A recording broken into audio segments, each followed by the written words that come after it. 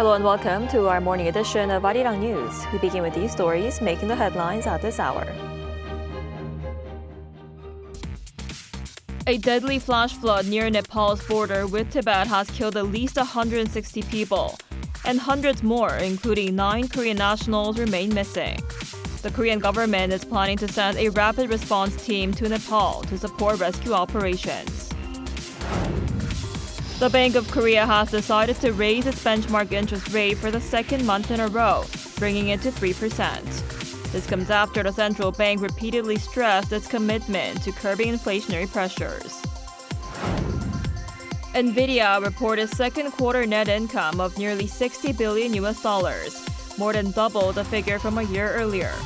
The company also forecasts revenue for August to October to climb above Wall Street estimates, signaling persistent demand for its AI chips.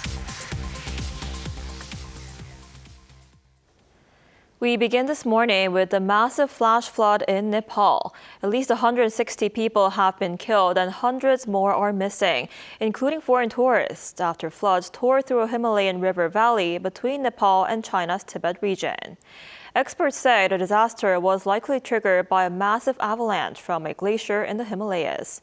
Our Kim Bo-kyung starts us off. A torrent of water swept through a village in Nepal along the Chinese border at around 9 a.m. local time on Wednesday, after a massive surge of mud and debris came rushing down the mountainside.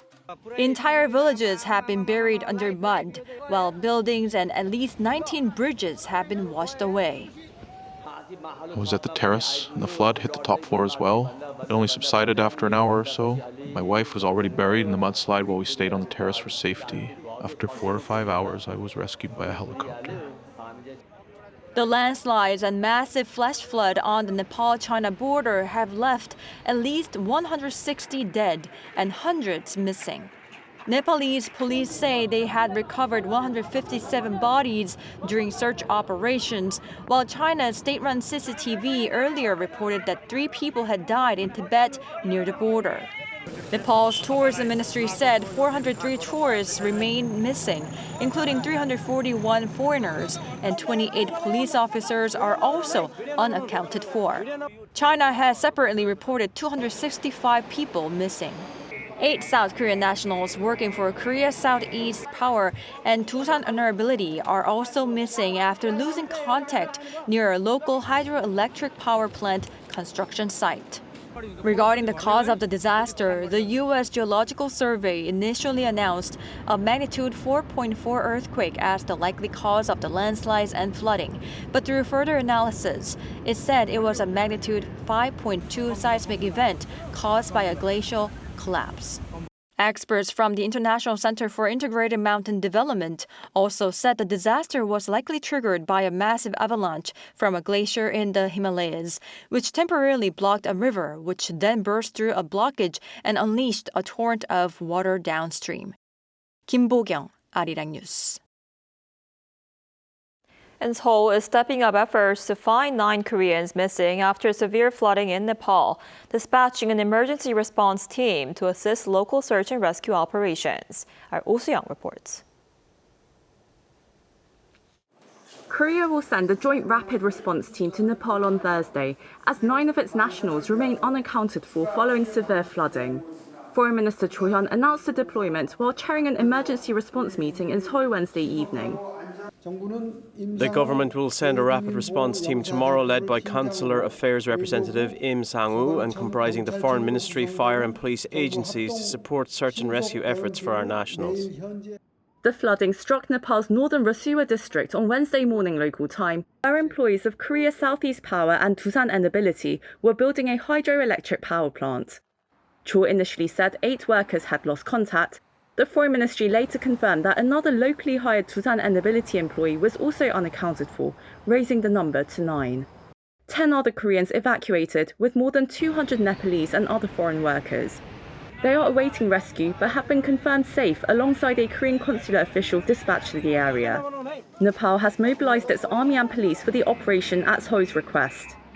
President Lee Jae-myung has ordered officials to use all available means to locate and rescue the missing, while supporting their families and protecting other Koreans in the affected area. Cho said he would also speak with his Nepalese counterpart on Thursday to request further cooperation. Oh Seong, Arirang News.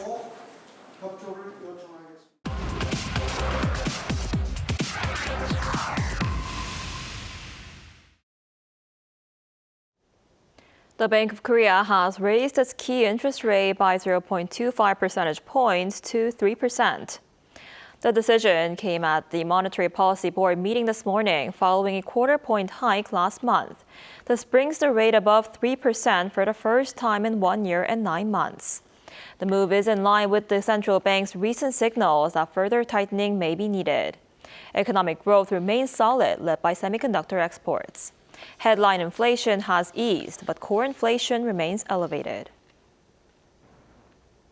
And now for more on today's Bank of Korea's decision, we're joined today by Professor Shin Se-don, professor at the Division of Business Economics at Sookmyung Women's University. Professor Shin, thanks for coming on today. Good morning.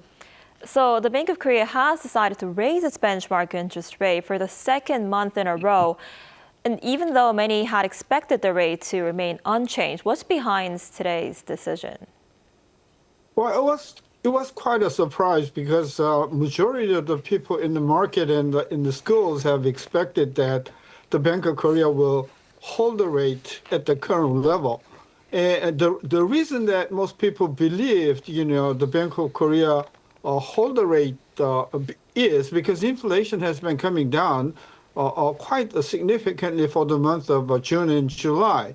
So everybody expected that, but the Bank of Korea this morning, decided to raise it by 25 basis points. I think one of the critical reasons behind that is housing price. The government, including the Bank of Korea, are quite sensitive about the housing prices, and they probably believe that that is because of interest rate in Korea has been too low. So the reason policy decision behind this 25 basis point hike, I think most important reason is they are decided to calm down housing prices, and if that policy is holding together throughout the year, I think we should have expected even more rate hikes, down the road in 2026.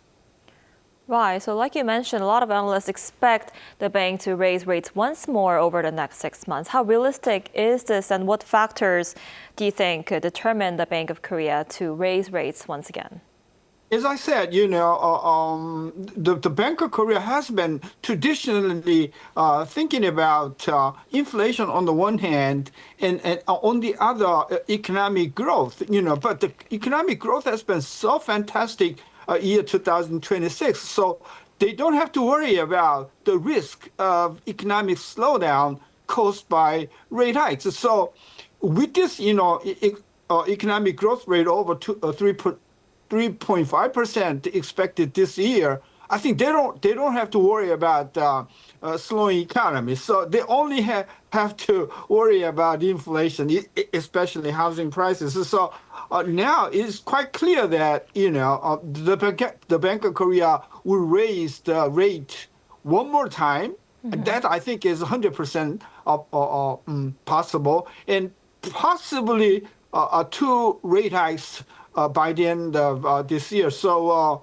I think this morning, the policy direction of the Bank of Korea has been very clear. They don't worry about economic slowdown. They don't worry about, the people who are not able to pay the interest rates, but they only care about inflation and also the housing price. That, I think, has become very clear. Right. And Nvidia last night announced its revenue in the second quarter more than doubled to nearly $100 billion. What does this suggest about the global demand for AI chips, and how significant are these results for the Korean stock market, especially for Samsung Electronics and SK Hynix? Yeah, Nvidia second quarter sales grew more than 100%. And if you look at specific data, the operational branch of Nvidia the sector that, the Samsung and Hynix are selling their chips to Nvidia mostly is data centers. And data centers sales has grown 117%, so even higher than Nvidia sales. So looking at sales performances of the Nvidia second quarter, we should probably say that the sales expectation of Samsung and Hynix down the road to 2026 and 2027 are even better and even rosier than we would have thought prior to this report. So I think the future for Samsung and the Hynix economic activity I think has become very good, so that we could expect even higher prices of those two, the chip makers. I see. And a lot of attention is also focused on Federal Reserve Chair Kevin Warsh's speech later this week at the Jackson Hole Symposium. What should we be watching for, particularly in terms of his outlook for inflation and interest rates? Many people in Wall Street are worrying about, new chairman, because he said at the outset, right, that he just threw out the forward guidance.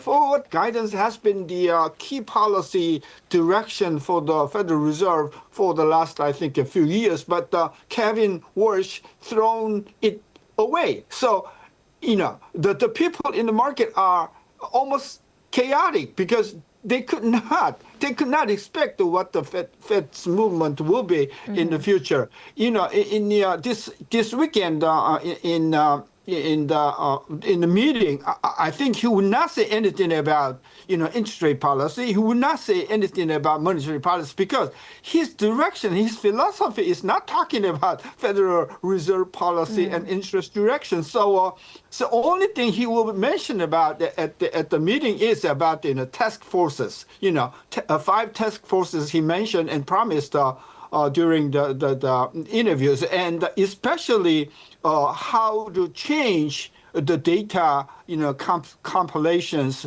in monetary policy. So his main concern at the meeting is about the task forces, and nobody is pretty much, interested about his explanations about task forces. So this August meeting at the Jacksonville is going to be something of a disappointing after this weekend. I see. I guess we'll have to keep a close eye on that speech. All right, Professor Shin, thank you so much for coming on today. We appreciate it. Okay, my pleasure.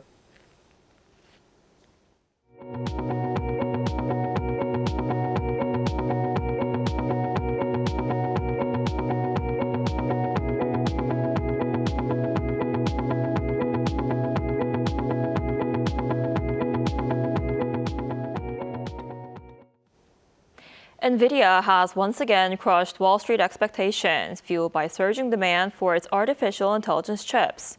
The chip giant more than doubled quarterly revenue and is forecasting even stronger growth ahead. Our Lee Seung-jae reports. Nvidia has once again blown past Wall Street expectations as booming demand for artificial intelligence chips continues to drive extraordinary growth. The chipmaker on Wednesday reported net income of nearly $59.7 billion for the May to July quarter, more than double the $26.4 billion recorded during the same period last year. Adjusted earnings came in at $2.22 per share, beating analysts' forecast of $2.09. Revenue also more than doubled from a year earlier, reaching $96.22 billion and easily topping Wall Street's estimate of about $92.3 billion. Nvidia has consistently exceeded analysts' expectations over the past 3 years, as its high-end chips have become a key component in the global race to build artificial intelligence infrastructure. But the rapid expansion is also pushing costs higher. Nvidia's operating expenses jumped 55% from a year earlier to $8.41 billion. And the company expects the momentum to continue. Nvidia is forecasting about $108 billion in revenue for the current August to October quarter, well above analysts' estimate of roughly $104.9 billion. If Nvidia reaches that target, quarterly revenue would rise about 89% from a year earlier, suggesting the company's already remarkable growth remains strong. The latest results also mark the 13th time in the past 14 quarters that Nvidia has reported earnings above Wall Street expectations. 이승재, Arirang News. The U.S. Personal Consumption Expenditures Index, the Federal Reserve's preferred inflation measure, rose 3.7% on year in July, slightly higher than the market forecast of 3.6%. Core PCE inflation, which excludes volatile food and energy prices, rose 3.3% on year and 0.2% from the previous month, both in line with market expectations. The latest PCE data shows inflation remains stubborn, and eyes are now on Fed Chair Kevin Warsh's address in Jackson Hole, Wyoming on Friday for the central bank's next steps. The number of births in South Korea hit a 7-year high in June as a rebound in marriages helped drive the country's newborn count to its strongest first half in years. Our Baek Ju-hee reports. The number of births in South Korea rose for a 24th straight month in June, according to data released by the Ministry of Data and Statistics on Wednesday. Birth counts for June, the second quarter, and the first half of the year all hit 7-year highs, and June's year-on-year growth rate was the fastest since record-keeping began in 1981.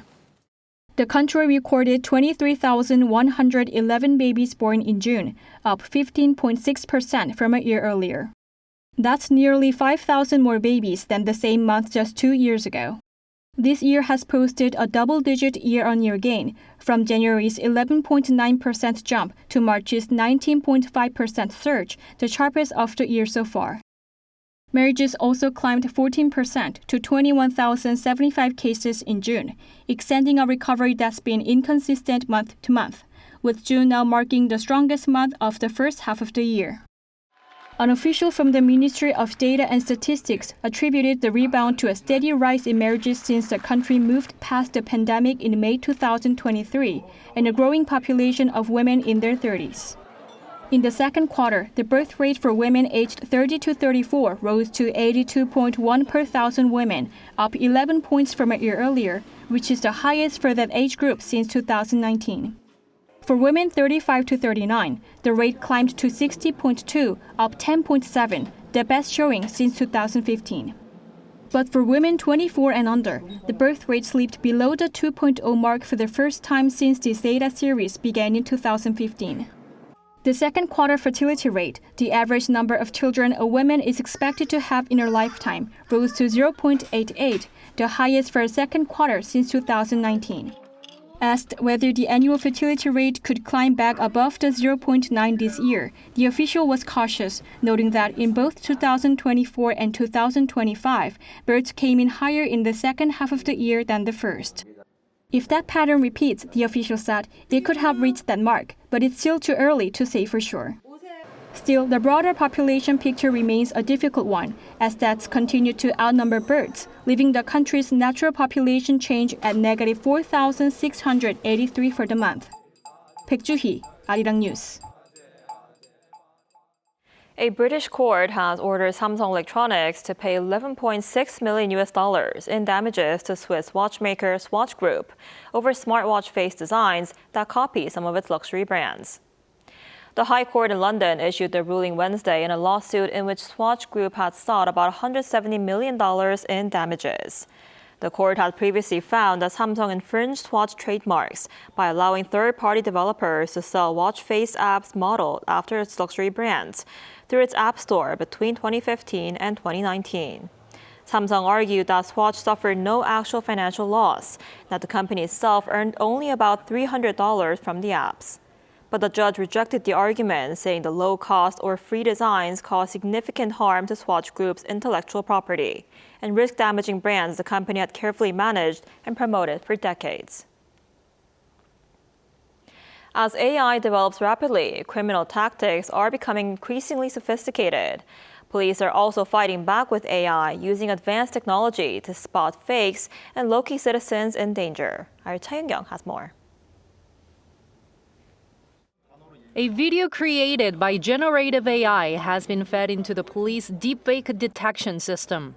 South Korean researchers have developed a technique that analyzes not only the face, but also the voice and video on a frame-by-frame basis. It is about to undergo field testing.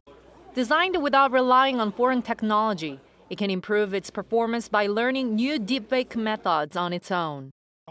I think the big difference is that we've developed an automated system that's optimized for the data collected by the police.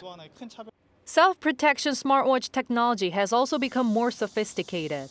When the emergency button is pressed while in the 6th level of the basement, the location is marked as 25 meters below ground. It took less than 3 minutes for the researchers to find the reporter. Unlike before, when responders had to search area by area, this new technology delivers coordinates much more precisely and allows them to quickly narrow down the direction using a precision detector. Technology is being developed that automatically requests rescue in emergency situations, even when the user cannot press the emergency button. We are planning to develop a system to automatically report the emergency situation by the end of the year. As AI is increasingly abused for crimes, police technology is evolving to stop them. Cha Yoon-kyung, Arirang News.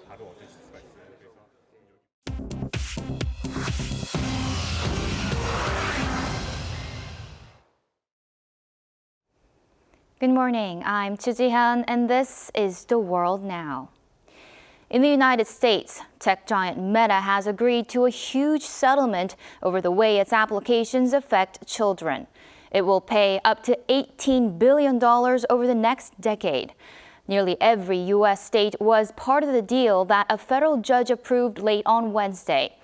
It ends a trial over claims that Meta built its apps to make children addicted to them and then played down the risks.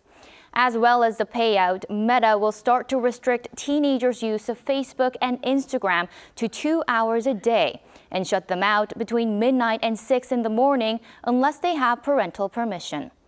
Meta still denies any wrongdoing. In Germany, 2 workers at Frankfurt airport have died of malaria. Health officials believe they were infected by a mosquito that flew in on a plane. 6 employees in total caught malaria, and the 4 survivors are still in hospital. Germany's Disease Control Institute says an Anopheles mosquito almost certainly arrived on an aircraft. Malaria is rare in the country, and the last outbreak traced to an airport was in 2023. Traps have been placed around the airport, and any mosquitoes caught will be sent to Belgium for genetic testing. In the United States, Apple said Wednesday that it will hold a product launch on September 9th at its California headquarters. Analysts expect new iPhones and watches, including Apple's first folding phone. A new version of the Siri Assistant is also expected. The launch will be the first under John Turnus, who takes over as chief executive on September 1st. In Japan, about 1,800 people took turns pulling a 360-ton castle across its own grounds with ropes using a centuries-old Japanese method for shifting a building without taking it apart. Teams of 80 hauled on 30-meter lines at Hirosaki Castle, which had been positioned on rails in Aomori last weekend. 2 days of pulling moved it a little over 2 meters. Machines will be used to finish the job, sliding the keep 73 meters back into place by the end of the year.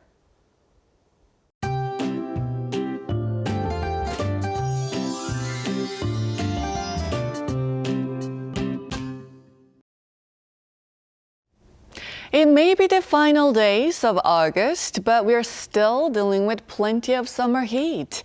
Although heat wave alerts have been lifted in parts of Central Korea, many areas are still under heat wave advisories or warnings.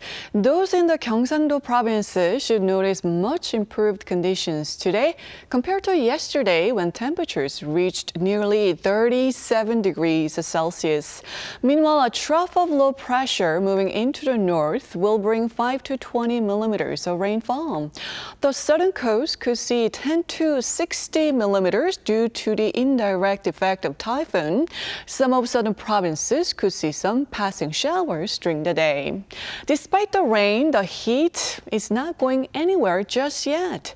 Seoul, Daegu, Busan will be all getting up to 32 degrees Celsius. Gwangju will be topping out at 34 degrees under cloudy skies in most parts.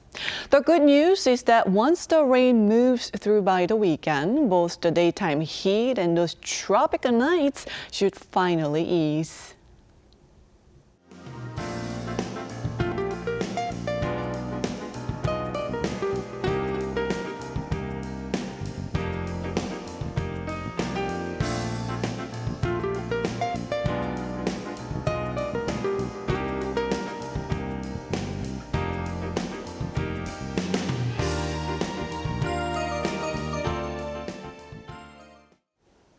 That's all we have for this morning. Arirang News will be back at noon Korea time. Thanks for watching.